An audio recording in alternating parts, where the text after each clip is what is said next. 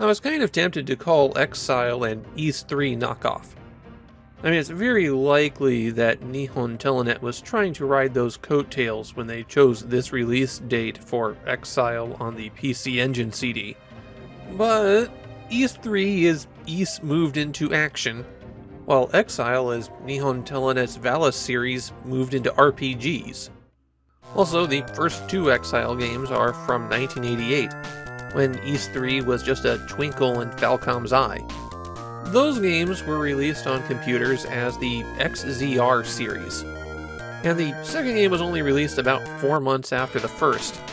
The Japanese text indicates that XZR is supposed to be pronounced Exile, but I think that's a real stretch. The key gameplay features here are that you have overhead exploration of towns where you buy new equipment and get information for your quest, and then go into side-scrolling action for the dungeons. Exile on the PC Engine gets a little bit complicated. It's a sequel to the first Exile game, XZR, and it follows some, but not all, of the plot of the second game. The PC Engine version is given a subtitle, Toki no Hazama e, which you could translate as Into the Time Portal. This is a series that involves a surprising amount of time travel. The central plot of the series is the eternal war between the Assassins and the Templars, with the Templars out to manipulate the flow of history and the heroic head of the Assassins, Saddler, determined to stop them. As it turns out, Nihon Telenet filed for bankruptcy precisely 2 weeks before Ubisoft released a certain open-world game. Coincidence? I think not. The plot of the game is that Saddler is contacted by the head of the Templars. They've turned against the Crusades and are seeking to end religious strife by making a whole new religion.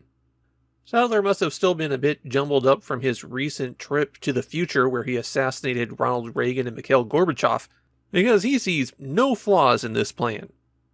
Now, before I get any further into this, I have to talk about the US release, because this is my first opportunity to really get into the nitty-gritty of working designs. So let's flip over to the TurboGrafx 16. Since I'm following the Japanese release schedule, the order of the working designs releases are all jumbled up here.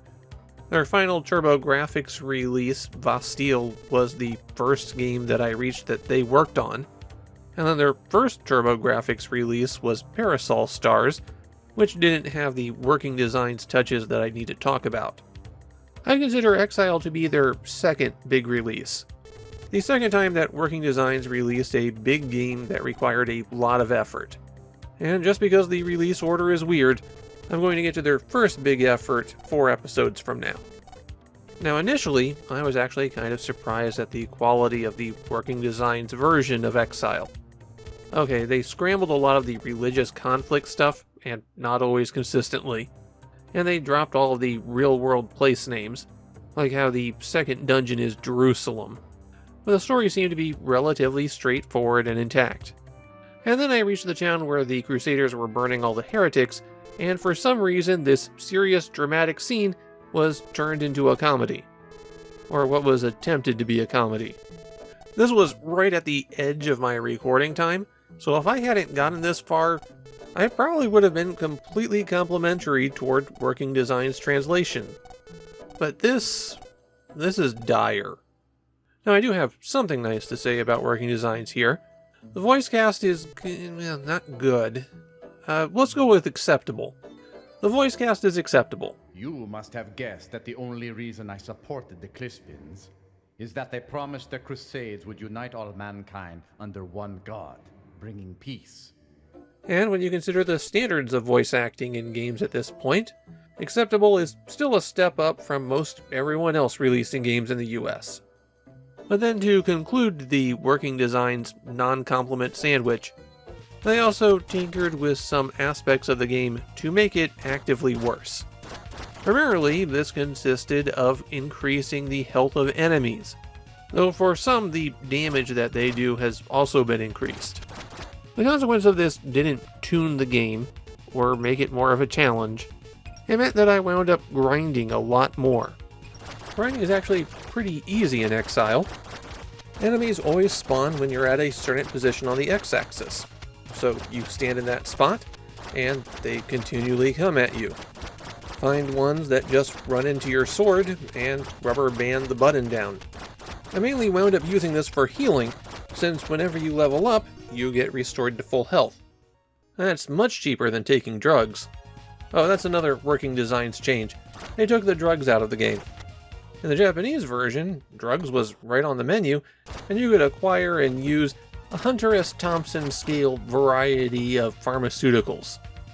While Exile is far from the first game where you could smoke pot, I do think it is the first licensed console game where you can smoke pot. As I mentioned before, the game has two different modes of play. First, you explore cities, chatting with the occupants by bumping into them, and this is how you'll pick up your clues for your next destination. The cities also have equipment shops and item shops. The equipment shops don't give you any stats for the items, so you'll just have to go off the prices. In the overhead view, button 2 brings up the game menu, where you can change out your equipment, look at your current status, use items, and equip a spell. Magic is only used in the side-scrolling action portion of the game, and you acquire magic automatically as you level up. Most of the magic gets applied to your sword swing, so fire magic makes you shoot an arc of flame, and ice magic makes you launch an exploding bomb when you attack. The controls are standard for this kind of game. You hit button 2 to attack, and button 1 to jump. You do have some directional attacks, up stabs and down stabs, and the hitbox for your attack is much larger than it appears. One of the things that Working Designs took out of the game is a spell that you acquire later to teleport you out of the dungeon areas. So for stages where you have to leave to do something, you've got to walk back to the beginning. The action stages in Exile wind up being mazes. Doors will randomly link together in ways that don't make any sense, and you'll have to figure out some tricky platforming at some points in order to reach the one spot that will let you continue. There's a bit more than a dozen of these areas, and of course they grow in complexity as you progress. There are some very minor puzzle-solving elements, but they consist of finding the object and carrying it to the correct place. Linking everything together is this map screen, and it's pretty easy to tell what real-world locations you're traveling to. You can save your progress from the menu, but only in the overhead view. You're not allowed to save on the action stages or the map. And of course, if you get a game over, then you go back to your previous save. Exile was popular enough that it got a sequel. And I do mean Exile got a sequel, not XZR2, which was the inspiration for the game. Working Designs localized that one for the US as well, and I'm sure I'll have quite a bit to say once I get there. Japanese players don't seem to be especially fond of Exile. Not that they hate it. What I found was more indifference. Though I appreciate the blogger who complained about all of the historical inaccuracies. Some things are just universal. My own feeling on Exile is, it's fine. I think the Working Designs localization undermined the game a bit, though as I understand it, there is a patch to fix all of that. It's just Exile feels very off-brand Ys 3. Yeah, it's got a larger character running around, but the dungeons are less interesting, the monsters are less interesting. Maybe the game's biggest strength is its completely insane story, and Working Designs has kind of papered over a lot of that. Exile is also really short. Even if you don't know what you're doing, you can probably finish the game in about 5 hours. It's enjoyable enough. If you're looking for a platforming RPG, well, sure, give it a shot. But maybe look for that patch first.